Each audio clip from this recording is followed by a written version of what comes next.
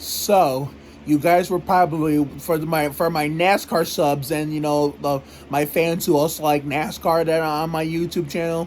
You probably were waiting for me to react to the new 2022 Winston Cup Series schedule. Well, here it is. So, the most important parts I'm going to discuss first, and then my personal important parts. When it comes to the races that are scheduled.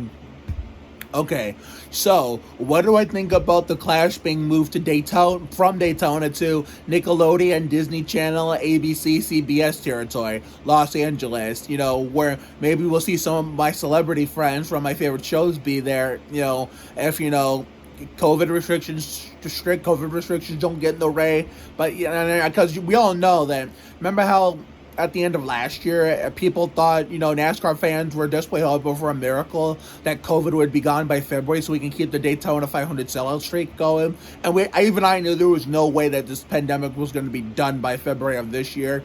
It's the same thing going into next year. COVID's not even going to be done by not gonna be done even by February 2022. It's wishful thinking, but they're probably gonna have limited capacity. But I don't know if they'll let like my celebrity friends go, but we'll see. But anyway, yeah.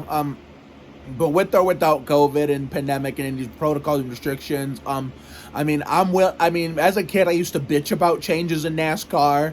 Well, I still bitch about changes, just not the ones, new tracks in the schedule and whatnot. I just bitch about the new names, guys, because that's why I still use the old ones, because, they just keep changing names every year nonstop. But when it comes to, trying out new tracks, how they started moving the All-Star race from Charlotte Motor Speedway to different venues, I would have tried the Texas one out, but I've hated Texas Motor Speedway in general anyway, so I'm more than likely skipping that again this coming year, because fuck Texas Motor Speedway. It's a shitty piece of shit track, and I'm never watching, I'll probably watch a point spanning race there still, but I'm never going to watch an exhibition race there. Fuck that. But, but as for the Los Angeles Coliseum, that I don't, because what my mom and dad taught me growing up as a kid, which is something I'm doing with my favorite shows. When an old school show of mine gets rebooted, but they don't bring back the original host. How Legends of the Hidden Temple, they're not bringing back Kirk Fogg. We're gonna bring in a new host, which is a Latina named Cristela Alonso. I wanted to give her a chance because I don't know if I'm gonna like her or not. As opposed to the old timey hoping that Kirk Fogg would be brought back. Or, when Judd Lorman, went down from full-time to part-time on SEAL Team before I had to abandon that show. Mike Wade came in and became, his Soto character became the new Blackbird in that same role.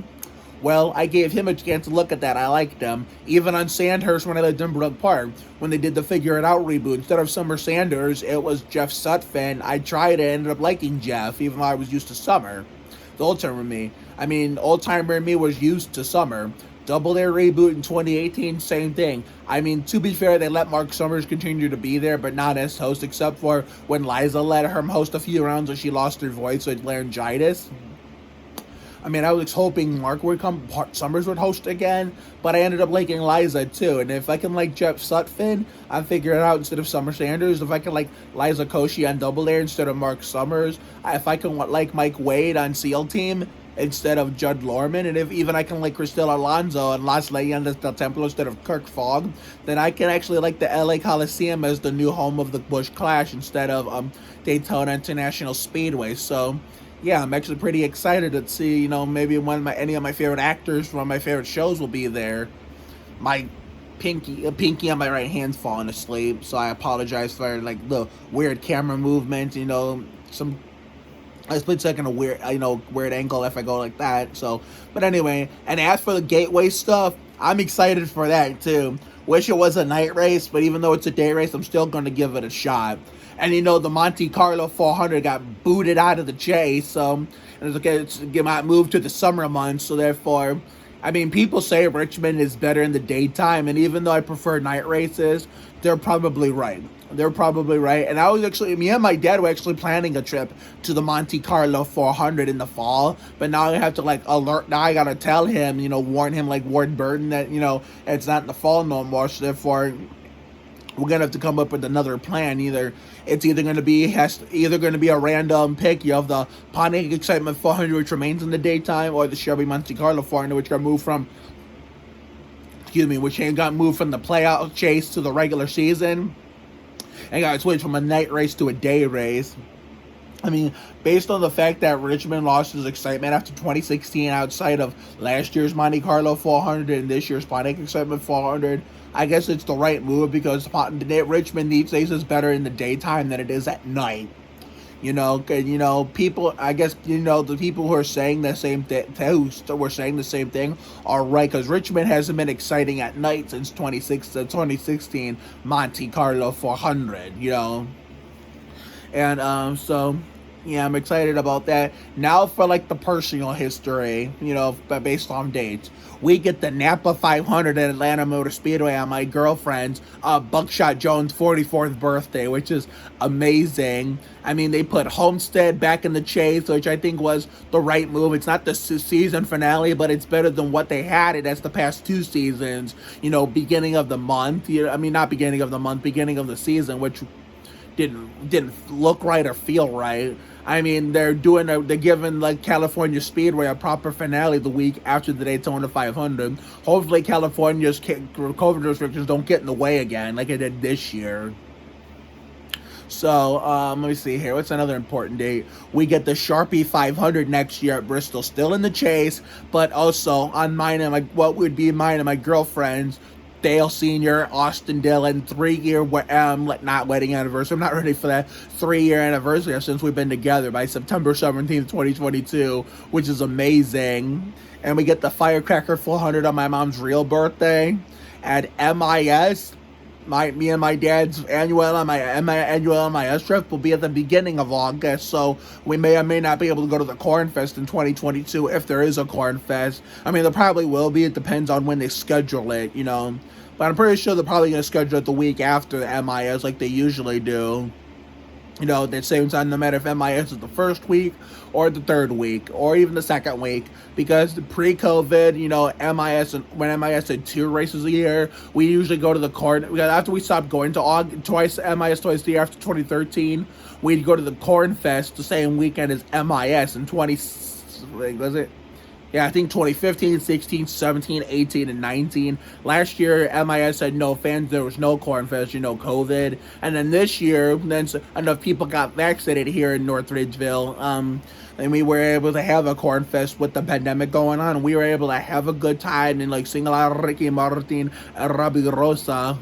And have the time of our lives and have a whale of a time singing and dancing to Ricky and Robbie. The pandemic and COVID don't exist. It makes us feel like in a happier in a crazy world we're living in right now.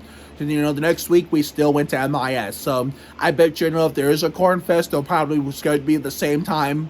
They do every year no matter what the NASCAR schedule looks like. So, therefore, it's more than likely in 2022 we'll go to MIS the first week and then the Corn Fest the next week.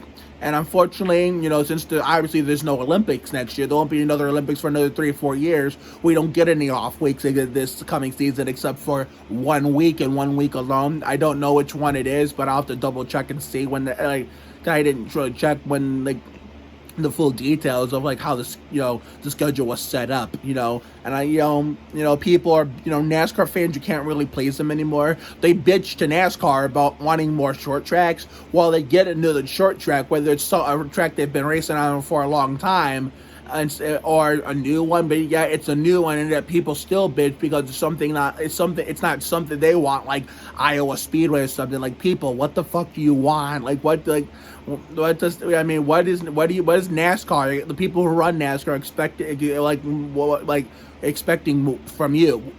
What more do Steve? I get it. I hate Steve O'Donnell and Steve Phelps as much as the next guy, but sometimes they try to listen to the fans and you still bitch. What more do you want from them? It's some of these generally speaking fans of NASCAR, it seems like you can never please them anymore or ever please them to begin with.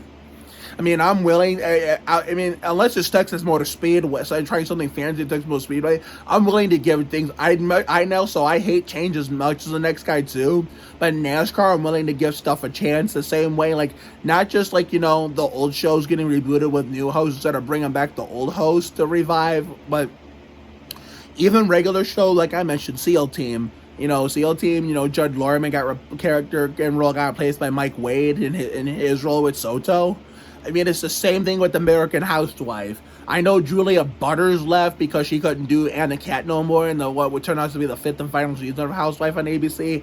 And no, that show is nowhere near the same thing as the Real Housewives, like, reality show and drama that you see on cable TV and shit. When Giselle Eisenberg came in, I know people on Twitter, American Housewife fans, bitched and took Julia Butters' exit on and Giselle Eisenberg when, Giselle had nothing to do with Julia's departure, considering that even Giselle herself admitted that, Julia couldn't do the character no more. And I gave Giselle Eisenberg a chance, and I seen her before I had to abandon the end of the show's run altogether because the 5th season ended up being the final one. And I ended up liking Giselle Eisenberg, There's a lot of shows I do this with these days because if I was a kid, back in my days, if, a character got recast with another actor or a new host was brought in to replace, the original host of the show that got rebooted, that got canceled many decades ago, I wouldn't even try it. But now, since my mom and dad taught me to try new things every once in a while, because you never know if you if you like someone or not, if you never met them, or if you like something or not, if you never tried it. So that's what I'm doing using that with my favorite shows. I'm doing the same thing with NASCAR, but except Texas Motor Speedway. Even if the All-Star race was at someplace else, I would never like Texas Motor Speedway ever. Because the last time a Texas Motor Speedway race was fun was the 2017 Samsung Radio Shack 500, which was the day I got to do 2 birthday songs in the neighborhood. I don't have the video of the first one no more, and we never recorded that second one other than I would share it in a flashback in between the scenes. So, yeah, I mean, there's rumor that there might be a second clash, to at Daytona, after the Coliseum one, to lead up into the Gateway Twin 125s and the Daytona 500. But we'll have to look into it and see, because I don't really know for myself at the moment. I just don't. So, but yeah, I look forward to the 2022 NASCAR Winston Cup Series season, which, 2001 was my first year. So that would mean this would be my 22nd year as a NASCAR fan. I don't know if I'm going to get my passion back by next year to see if I can actually catch every race, because this year I haven't. But now that it's starting to get colder out and the weather, it's starting to the nights are getting shorter, I'm going to have no choice but to watch every race, because I won't be able to go outside because I hate the cold, so I can't really see my friends during rain delays and whatnot, or skip races just to be with them. So we'll figure something out. But, this Saturday, I will be recording the Maddie Hudak birthday vlog that you'll be seeing sometime Sunday. And this Friday night, I'll be doing a live stream of the Food City 300 NASCAR Boost Series race. And it's going to be a very special day. So special day that night for a particular reason, because of some awful thing that happened yesterday that I'll get into more detail about later in the week, maybe.